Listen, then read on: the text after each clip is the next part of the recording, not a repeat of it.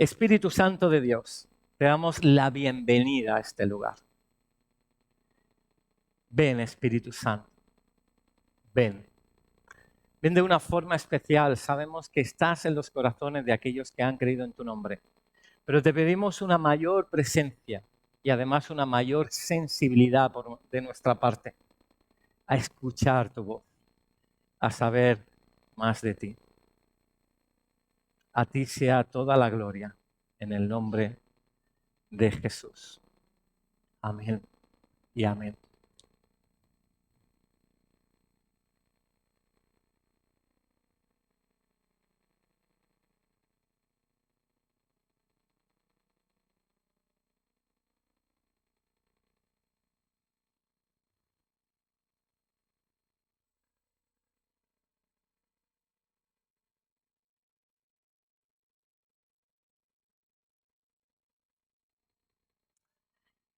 Quería compartirte de un suceso que ocurrió en Naín. Naín es esta población de aquí y Jerusalén está por aquí. Y aquí hubo un suceso, en principio, doloroso y lamentable. Fue el luto por un niño. Y vamos a leer el texto que encontramos en Lucas, el Evangelio de Lucas capítulo 7. Dice así: aconteció después que Jesús, cuando dice él se está refiriendo a Jesús en el contexto, iba a la ciudad que se llama Naín, esta ciudad que encontramos ahí al norte, cerca de Samaria, lo que eran los pueblos del norte antiguamente. Dice, iban con él muchos de sus discípulos y una gran multitud. Imagínate a Jesús entrando, acercándose a la ciudad de Naín, con muchos discípulos y seguidores, los apóstoles, etc. Cuando llega cerca de la puerta de la ciudad, he aquí que salían personas. Llevaban a enterrar a un difunto. No era un difunto normal, no era una persona cualquiera, era mucho más triste porque era un pequeño joven. Era el hijo único de su madre, la cual era viuda. Y había con ella mucha gente de la ciudad. Tanto Jesús entra con esa multitud, pero a la vez ve salir por la puerta de la ciudad medianamente amurallada, salir de esa puerta a una mujer viuda, dolida porque pierde a su único hijo. Por tanto, no le queda nada. Cuando el Señor la vio, se compadeció de ella y le dijo, no llores. Y acercándose, tocó el féretro. Y los que lo llevaban se detuvieron. Y dijo, joven, por tanto no sería un niño, igual chico de 10, 11, 12, a ti te digo, levántate. Entonces se incorporó el que había muerto y comenzó a hablar. Y lo dio a su madre. Esto nos habla de que seguramente era jovencito, ¿no? Comenzó a hablar, ¿no? Los niños hablan, los adultos dicen, uy, ¿qué me ha pasado? Se queda ahí como... Pero...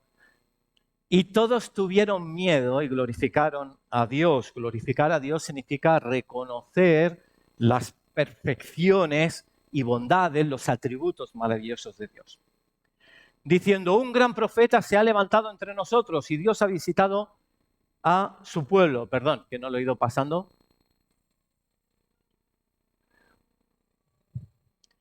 Y el último, no, el 16, vuelvo a decir, todos tuvieron miedo y glorificaron a Dios diciendo, un gran profeta se ha levantado entre nosotros y Dios ha visitado a su pueblo. Y el 17, y se extendió la fama de él por toda Judea y por toda la región de alrededor.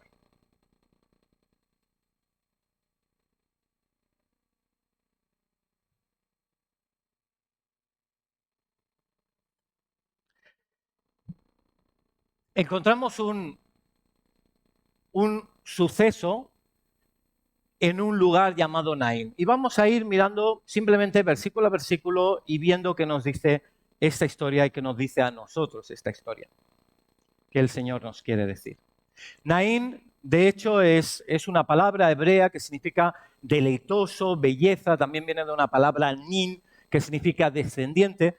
Y a mí, un poco componiendo esas palabras, me viene a Naín, que es como la belleza o la provisión del legado, de lo que viene después del descendiente.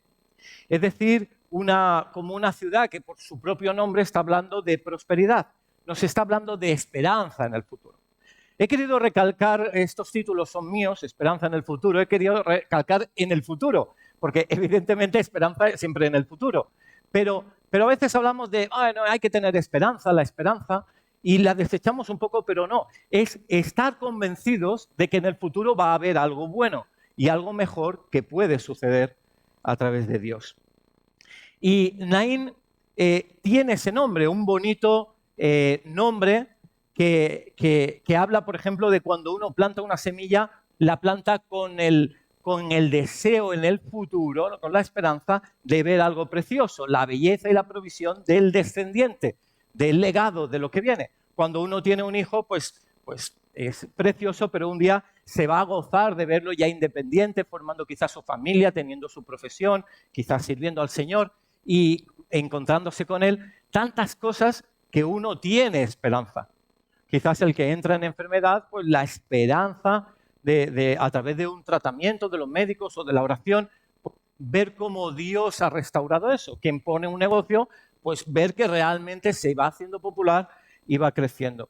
Pero os voy a decir algo. Realmente hay algo más doloroso que el mal recibido. Por ejemplo, aquí tenemos a una viuda que se le ha muerto el hijo. Y hay algo peor que el mal que pueda suceder, que es que la semilla se pierda, que es que el negocio al final no se pueda abrir, que es que al final no se pueda tener ese hijo. Hay algo peor, que es la oportunidad perdida. Es decir, puede doler mucho el haber iniciado algo, pero cuando todo luego se trunca y queda a medias y toda esa esperanza que se tenía queda truncada, eso se pierde. Es, por ejemplo, imagínate, un jugador de fútbol que quiere, un chico, imaginemos un adolescente que tiene ilusiones de ir a la final del campeonato de fútbol de ese año, pero se rompe una pierna. El dolor de la ruptura de la pierna puede ser doloroso, pero más dolor es la proyección que tenía para obtener. O, por ejemplo, la relación de unos novios. Quizás la ruptura al final entre ellos, porque ven que quizás no viene de Dios esa relación, pero luego todo el daño en los padres, los que conocen, toda esa proyección que tenían y que imaginaban para formar una familia. O diferencias entre hermanos, ver que se ha perdido una amistad y tenías toda esa proyección y de pronto todo eso queda truncado, ya no están en cumpleaños, momentos importantes, por ejemplo Pablo y Bernabé, o momentos que seguramente serían duros. O cuando uno, como decíamos, inicia pues un negocio y realmente al final, a los pocos meses, cierra ahí toda la proyección que tenía para servir a una ciudad. Y vemos aquí que Naín es la belleza y la provisión de lo que viene después. Pero sucede algo, y con Jesús siempre sucede algo. Hay 7 puntos, simplemente, para que me sigas bien. 2 corrientes. Y fíjate que por un lado están los discípulos que van llegando a la ciudad y a la vez que van saliendo toda una comitiva vestida de negro, de luto, en ceniza, seguro plañideras, personas llorando. Y va a haber un choque entre las personas que salen de esa ciudad con las personas que vienen a entrar a esa ciudad. Y aquí viene el encuentro de Dios con la luz, con su propia luz, y la oscuridad y el desespero que sale de ahí. Hay 2 corrientes confrontadas. Yo recuerdo, ayer cumplí 27 años en el Señor. Y curiosamente es un tiempo muy especial para mí, porque ahora tengo tantos años en el Señor como fuera de Él. Y Y recuerdo con 27 años cuando la oscuridad que te habrá pasado a ti, cuando la oscuridad que iba en tus propios pensamientos, emociones, relaciones, hábitos, de pronto ver cómo el Señor interactúa y confluye en muchas cosas, que es como un agua revuelta que te siente. Yo tardé como 3 días en una conversión muy extraña y muy extensa, hasta el final ver como un nacimiento, ver al Dios de todo lo alto. Y así aquí vemos dos corrientes confrontadas. Jesús trae las buenas noticias, pero la ciudad le está mostrando las malas noticias. Jesús trae la esperanza, pero la ciudad le está trayendo la desesperanza. Jesús va a traer la vida, pero la ciudad le está mostrando la muerte. Jesús trae el gozo y el pueblo le está mostrando la tristeza. A veces nos levantamos por la mañana, tenemos un tiempo con Dios, vamos con ilusión a la calle y viene algo, ¡pam!, una mala noticia, un WhatsApp, algo que no esperas, la pérdida del autobús, lo que fuera, que de pronto todo se trastoca. Y es ese lugar donde confluyen ambos.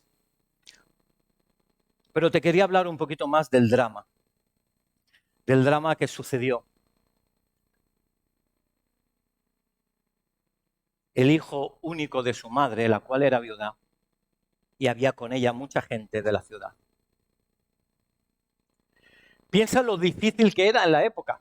Tenemos a una mujer que tenía marido, que tenía un hijo, no tenían más hijos, pero el marido falleció. Por tanto, toda la esperanza se volcaba en el hijo.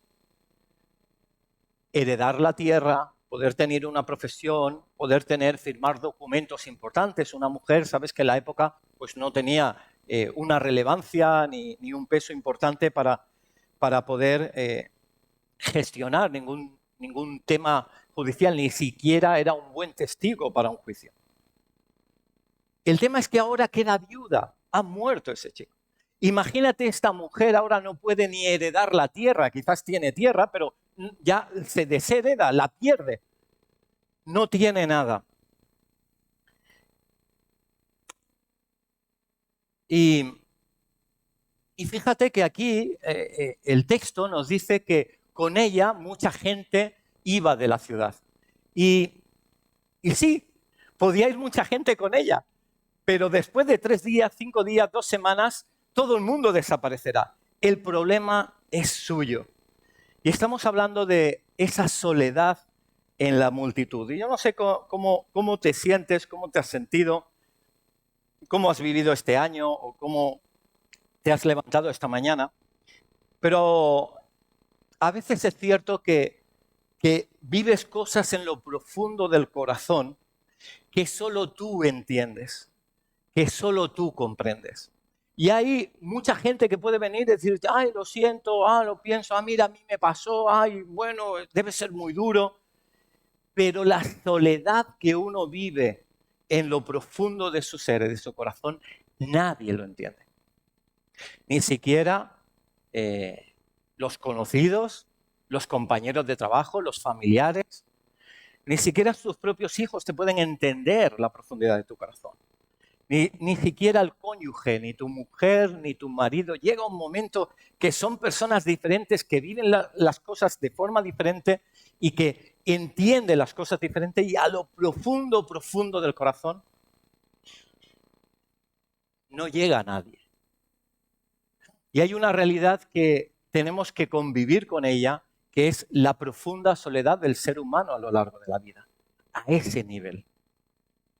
Puedes sentirte apoyado, arropado, 1000 cosas, pero hay algo ahí en lo profundo que solo tú entiendes. Y esta mujer, sí, es cierto, iba con mucha gente de la ciudad, pero el problema era el suyo.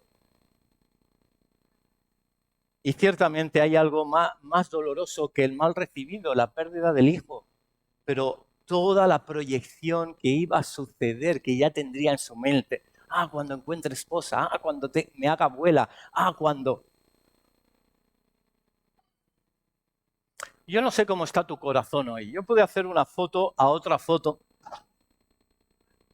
que me inspiraba mucho.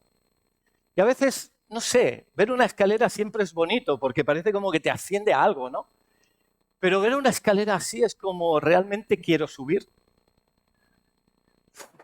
¿Realmente podré subir o a mitad se romperá? Llega un momento que cuando uno está en un momento de destrozo emocional, personal, se obsesiona y se fija la mente,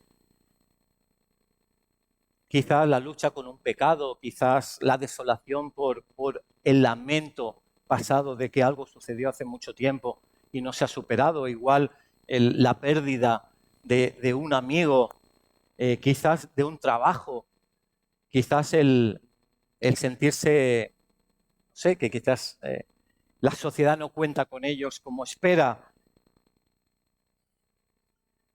Desolación y desesperanza. Y simplemente me gustaría que pensaras cómo se debería sentir esta mujer.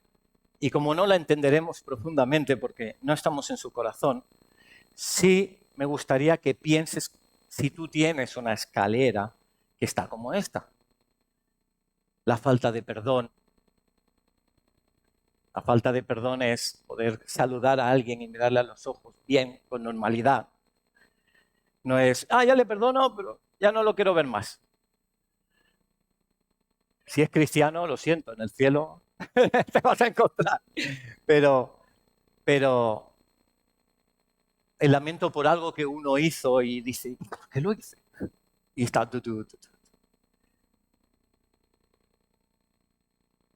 el abandono. Un marido, una esposa que fue abandonado, un- los hijos que salieron, o un hijo que marchó de casa, como el hijo pródigo, ¿no? El abandono para un padre. Hay tantas teclas aquí. La despedida de un trabajo.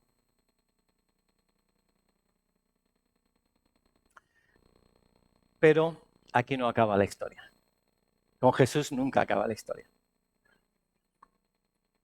Humanamente podemos decir, sí, bueno, intentaré subir como pueda, intentaré vivir como pueda, pero hay mucho más. Y Jesús siente empatía. Y empatía es que llega hasta lo profundo de ti y puede penetrar hasta lo profundo del corazón. Y ahí donde estabas tú solo, estoy yo solo, ahí y donde nadie nos entiende a ese nivel, ahí llega el Espíritu de Dios. Dice la palabra, Dios nos la reveló a nosotros, cosas maravillosas por el Espíritu, porque el Espíritu todo lo escudriña aún lo profundo de Dios. ¿Quién de los hombres sabe las cosas del hombre? ¿Quién? Es que ni siquiera nos entendemos a nosotros mismos, sino el Espíritu del hombre que está en él. Así tampoco nadie conoció las cosas de Dios, sino el Espíritu de Dios. Y cómo cuando nosotros encontramos a Jesús, reconocemos que Él murió en la cruz, solo, traicionado, abandonado. Podríamos poner todos los atributos de la mujer de Naín y muchos más. Pero Él no estaba solo porque estaba con el Padre y el Espíritu Santo. ¿Sí? Cierto es que hubo un momento que hasta el Padre mismo apartó su rostro por el pecado que llevaba, que no era suyo, sino el tuyo y el mío. ¿Cuánto debemos perdonar si hemos sido tan perdonados? Pero si tú reconoces a Jesucristo, que Él murió por ti, si tú reconoces que tu vida no tiene sentido más que esa escalera polvorienta y ruinosa, y que solo tendría sentido una restauración de fondo del Espíritu Santo hacia arriba. Los cambios no son los externos, sino los internos que Dios quiere hacer. Y Jesús llega y se compadece, es decir, padece con ella. Y eso es lo primero que necesitamos cuando estamos solos, sentirnos comprendidos, sentirnos que empatizan con nosotros, sentirnos que hay algo especial.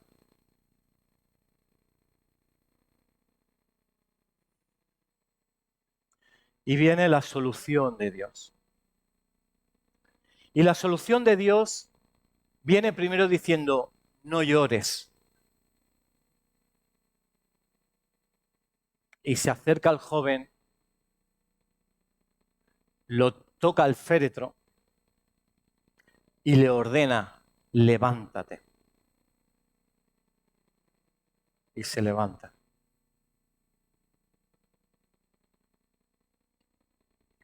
Cierto es que la mentira corre muy rápido, pero la verdad se olvida pronto. Pero si nosotros recordamos la verdad de quién es Dios, que Él puede transformar absolutamente todo, no de fuera, sino de dentro, de lo profundo del ser, podemos ver una transformación. Porque cierto es que lo primero que uno olvida es la verdad. Incluso uno cuando tuvo quizás una experiencia con Dios hace muchos años, si no la alimenta, pasan los años y dice, bueno, es que eso fue, y llega un momento que dice, ¿fue real o no fue real? Hasta duda del encuentro con Jesús. La verdad se olvida pronto. La mentira, en cambio, corre rápido en la mente. Bueno, no, quizás era psicológico, quizás no sé qué. Pero cuando nosotros olvidamos la verdad, viene algo peor, que como consecuencia perdemos la esperanza de que Jesús va a transformar las cosas, haciéndolas incluso mejor. Él vino y abrió un día, Jesús, el rollo, el libro de Isaías, delante de la sinagoga y dijo, el Espíritu del Señor está sobre mí. ¿Para qué estaba el Espíritu de Dios sobre Jesús? Pues mira cuál es su cometido. Me ha ungido para dar buenas noticias a los pobres. Lucas 4:18. Me ha enviado a sanar a los quebrantados de corazón. Yo no sé si tú necesitas buenas noticias, pero Jesús está ungido para eso. Jesús está enviado para quebrantar tu corazón y el mío.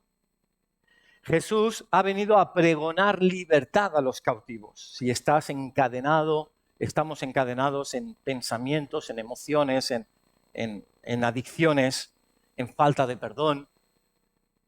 Vista a los ciegos quiere dar. Es decir, cuando no vemos nada, todo es oscuro y parece que no tiene salida, ver más allá. ¿Qué podría ver la viuda en aquel momento?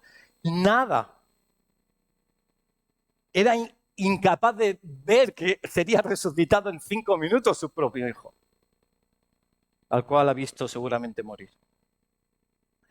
Vino a poner libertad a los oprimidos, a predicar el año agradable del Señor.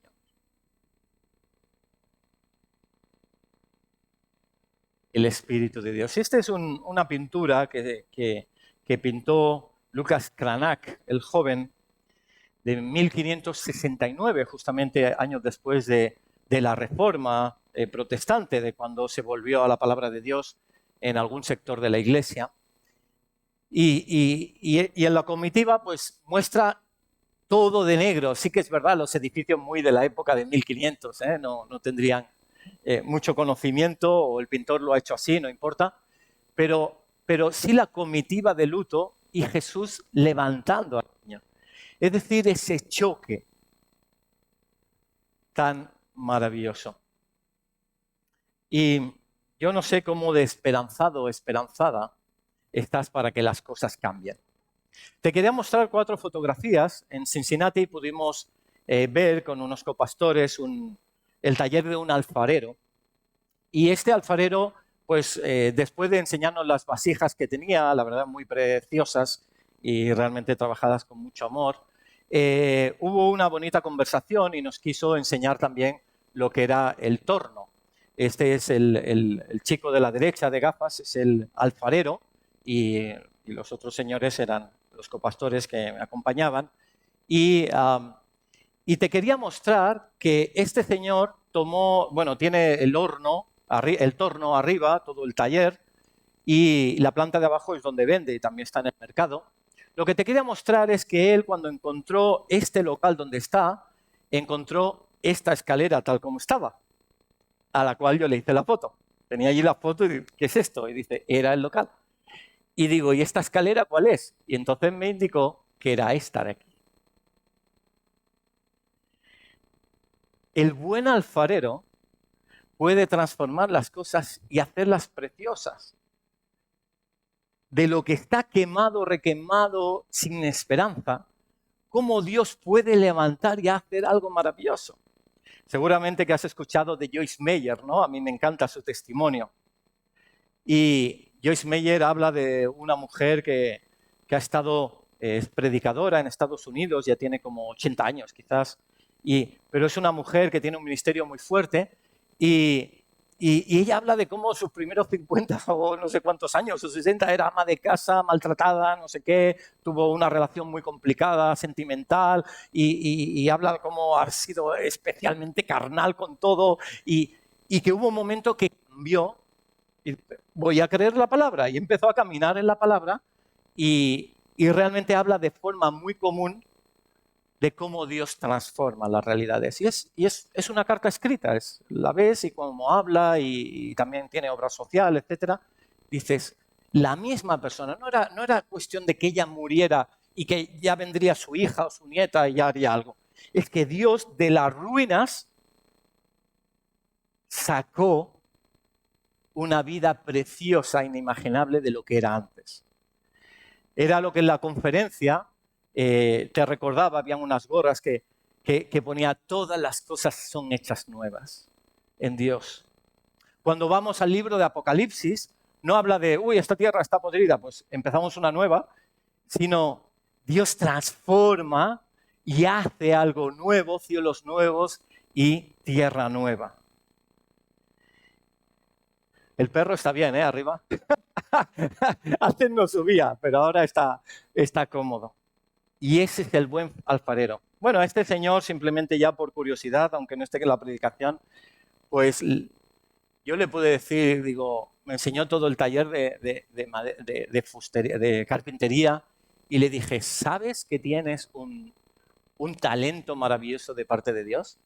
Y digo, ¿y sabes además que tienes la misma profesión que Jesús? Se quedó. Digo, qué bonito.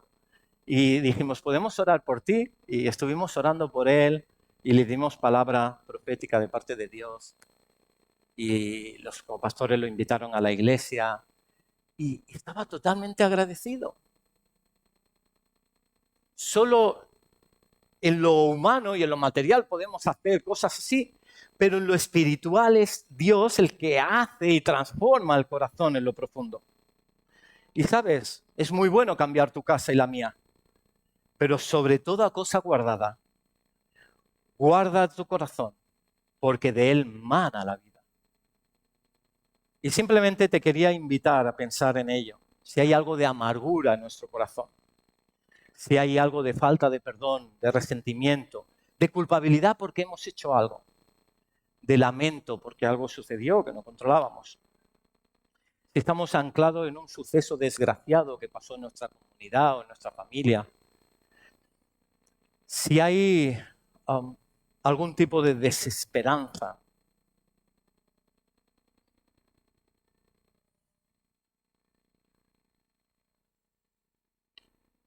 quiero que invitemos al Espíritu Santo y que Dios pues obre de una forma sobrenatural. Simplemente quiero acabar el texto denotando que cuando vieron esa resurrección dijeron, un gran profeta. ¿Por qué crees que le dirían gran profeta? Podemos elucubrar mucho, pero hay una razón particular por qué sería así. Y es porque Naín está justo al lado de Sulem y está cerca de Sarepta. Y fue en los dos sitios donde Elías resucitó a una persona y Eliseo resucitó a otra persona. Es decir, cuando suceden milagros, se contagia. Y en esa tierra quizás no estaban tan cerrados a ver que un niño pudiera resucitar, como pasó cientos de años antes. Pero sucedió porque Dios vino. Y es bueno cuando experimentamos de Dios y escuchamos los testimonios y también compartimos los testimonios de lo que Dios hizo. Te voy a compartir algo que sucedió en Cincinnati. Estuve predicando, oramos por las personas para poder ministrarlas, orar por ellos. Hubieron personas que conocían al Señor, otros que tenían algún tipo de dolencia. Pero te quería comentar que a mí me pusieron una intérprete, porque en esa iglesia había personas anglosajonas que no hablaban castellano y personas hispanoparlantes que no hablaban en inglés. Y por tanto, yo predicaba en castellano y me iban traduciendo. Yo seguía con un micrófono como este y bajé y los pastores estábamos orando, no nada. Estuvimos orando y si yo decía algo al grupo, yo bajé de la tarima, si decía algo al grupo, pues me iba traduciendo, interpretando la persona que tenía en la tarima. Y escuchaba que igual decía, bueno, si quieren podemos hacer... Y escuchaba que esa mujer que me estaba interpretando, una mujer de unos 50 y pico de años, su voz se iba rompiendo. Y bueno, más adelante, cuando ya casi finaliza la reunión, ella quiso decir algo. Dice, ¿puedo decir algo? Y, bueno, pues sí, te traduciremos nosotros. Y dice, yo cuando tenía unos 13 años, contraje una enfermedad muy grave que afectó mi pierna. Y nunca, desde entonces, he tenido sensibilidad en mi pierna. Voy cojeando. Dice, acabo de sentir, mientras se oraba por las personas, un fuego en mi pierna. Lo decía llorando, quebrantada, dice, la sensibilidad del Espíritu, un fuego por mi pierna que me ha hecho sentir. Realmente Dios es espectacularmente sencillo y es Él, su Espíritu, el que obra en cada uno. Y simplemente decirte quién va a hacer esto hoy. Si quieres podemos orar y podemos pedir al Espíritu Santo. Porque como dice Zacarías, no es con ejército ni con fuerza, sino con mi espíritu, ha dicho el Señor de los ejércitos. Entonces, quiero invitarte, si quieres que oremos, quizás no conoces a Jesús personalmente, no tienes un encuentro con Él y has visitado o visitas la iglesia, que quizás para ti es casual. Y te voy a invitar pues a que vengas y a conocer a Jesús personalmente. ¿Hay alguien que quiera conocer en esta mañana a Jesús personalmente?